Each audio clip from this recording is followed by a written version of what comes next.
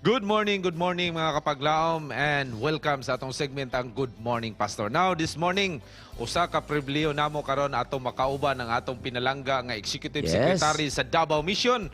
Walay lain Pastor David Bornales. Good morning, Pastor. Welcome sa Panibaya sa Kabuntagon.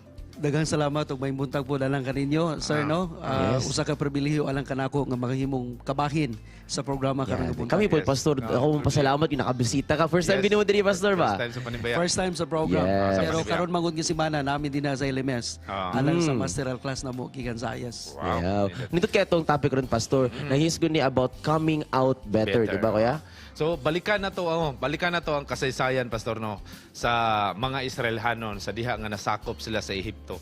Sa diha nga dunay mga kalisod nga niabot sila sa ilang panahon. Naaba kanila unsa may kaning coming out better sila bisan naabot sila kalisod, niabot man ni sila ha.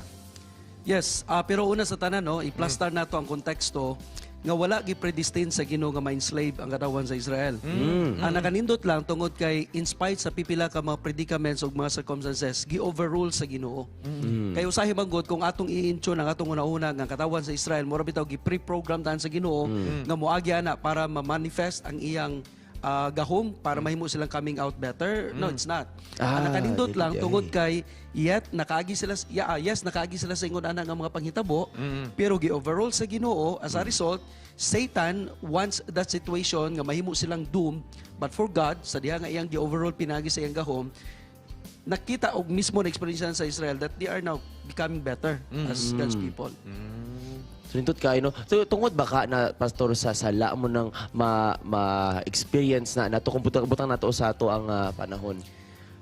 Given nga tungod sa sala, dunay mga circumstansya ug mga pagsulay sa atong kinabuhi. Pero dili lang tungod sa sala per se. Hinumduman nato nga ang atong mga choices mao'y usa sa mga rason usahay ang mga poor decisions nato mao'y pipila sa mga factors nga nang muhatod kita sa ingon ana nga mga sitwasyon. Pero kung doon na may pipila ka mga kanabitang deliberate act on our part nganong nasukom ta sa ingon ana nga sitwasyon unya mobalik ta sa Ginoo, truly He will be making us better Christians. Amen. Adto na ba tayong mga lain nga mga Bible characters, Pastor, nga naka-experience gyapon ng mga injustice, mga adversity sa life, pero it turns out na nahimo putong blessing sa ilaha. Pero tingdagahanag yun siya, sir, no? To mention a few na si Joseph, di ba? Doon na injustice. Dili gikan sa community.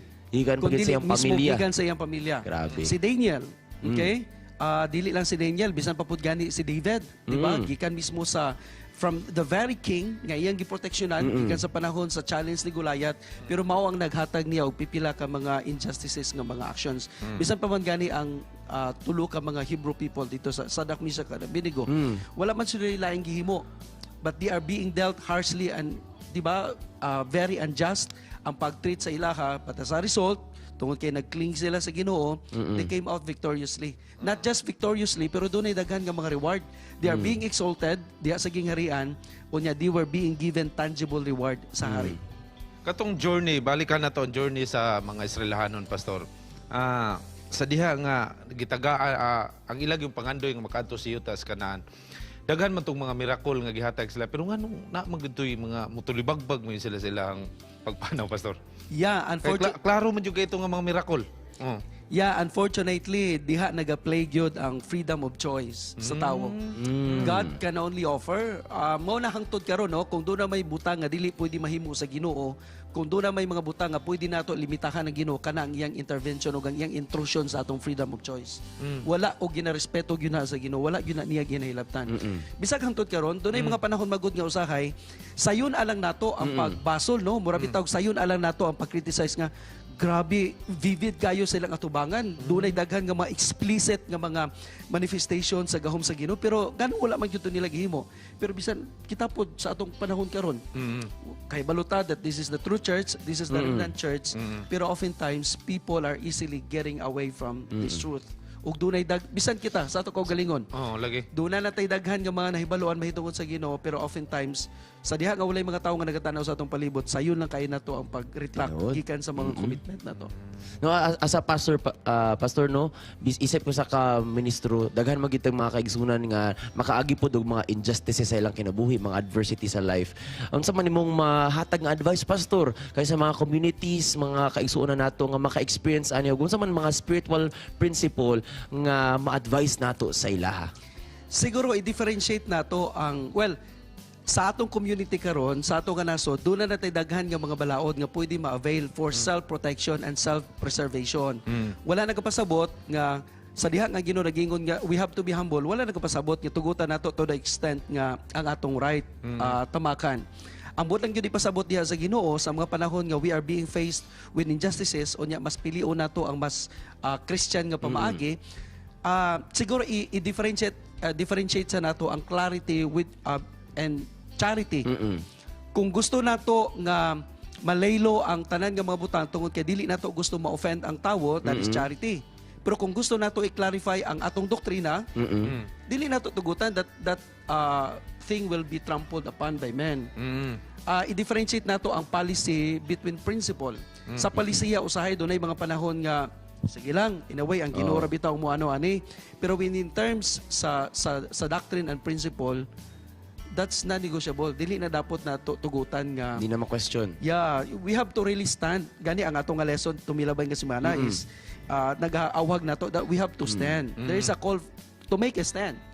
Pero sa mga issues nga pwede lang man siya himuan og mga compromises tungod kay dili man siya nagadetermine sa ato nga principle, then mas pilion siguro nato ang hatag og dako nga pagtagad sa relationship more than sa atong ego nga atong i-present tungod kay, di ba? Pastor, ang kalibutan karon daghan maging mga problema. Unsaon man nato pag-atubang nga kaning dakong hagit nato ron labi na sa kanang pag-usuwag sa maayo nato nga pagkinabuhi. Ang kalibutan i-google lang nimo, dunay daghan nga mga suggestions, mga unsolicited ideas unsaon nato pagatubang sa mga challenges nato sa kalibutan. Pero siguro nga akong hangyo na lang alang kanato tanan ang default nato balik ta sa kung unsang gitambag sa balay nga kasulatan. Kay kung musugot ta sa dili, kung tugutan nato nga ang mga ideals ug ang dugma sa kalibutan mo'y masunod usay malibog ta ingon kay ingon ani. Pero balik ta sa pinaka default, what does the Bible says? Balik kita sa Bible. O ang Biblia nagaingon nga sa pangapanahon nga we are in need atong unahon pagpangitan Ginoo kay ihatag niya ang tanan. Wow. So in coming out better, tinuod gyud no. It takes gyud kanang a good relationship with God at the same time atong himuon ang Bible nga guide gyud, pastor no. Aron atong mga choices ato ang para we can come out better each day. And by the way, sir, if I may add, dili na to una-unaon nga kung pananglitan if we experience injustices and unjust treatment, dili na to una-unaon nga mas balaan ta kaysa sa uban. Tinuod. Kini mas maayo ko kay grabe. No, nay mga panahon man gyud nga sometimes persecutions do happen tungod pud sa atong mga poor decisions lagi. Tama, Pipila ka mga personalities nga atong ina. Doon ay mga panahon nga we attract persecutions tungod sa atong mga outward nga mga conduct. Pero hinumduman nato bisan tinuod nga dunay mga ingunana nga mga sitwasyon, ang Ginoo lagi sa gihapon naga-overrule sa tanan nga mga butang basta kay balik lang gyud ta niya. Dunay daghan nga mga injustices o dunay daghan siguro nga mga klase sa justice nga dili nato masik karon nga panahon sa kalibutan. But then rest assured that the Bible did say that he is, di ba, mubalik siya, iserve niya ang justice, at the same time, iserve niya ang reward alang ni atong mga katawhan that would diligently seek Him. Tama gina pastor no, kay usahay kitang tao ang atong pagtan-aw sa atong isig ka tao mas grabe pa noon. Kung pero naa si Jesus Christ sa atong kaguling wa gina problema.